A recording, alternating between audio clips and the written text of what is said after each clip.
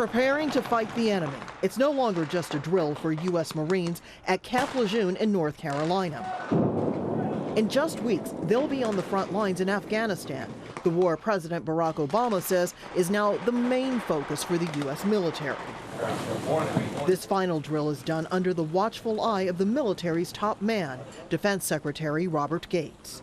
Because they're on their fourth or fifth deployment, this is the most battle-hardened force the United States has probably ever had in its history. But this will be this brigade's first trip to Afghanistan. In the past, they've always gone to Iraq. And there are vital political, geographical, and social differences between the two wars. Afghan political and social life are very much tied to ethnic and regional alliances, and past attempts to forge a national identity have failed. But Gates says the objectives are the same. Victory in Afghanistan will look in, I suspect, in many respects like success in Iraq, and that will be the Afghan national security forces increasingly taking responsibility for the security of their own people. Thousands of Marines are headed to Afghanistan to help train and support the security forces there.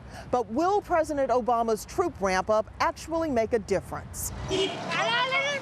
Experts say no. The solution is much more complex. It's economic, it's political, it's social.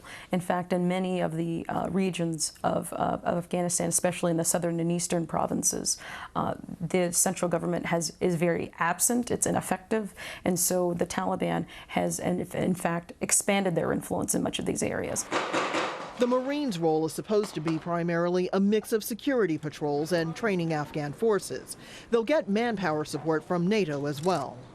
You know, the Afghan people, they're very loyal people, and beginning to work with them so they can begin establishing themselves is going to be the biggest part, because once we can hand that over to them, you know, it makes our job a lot easier.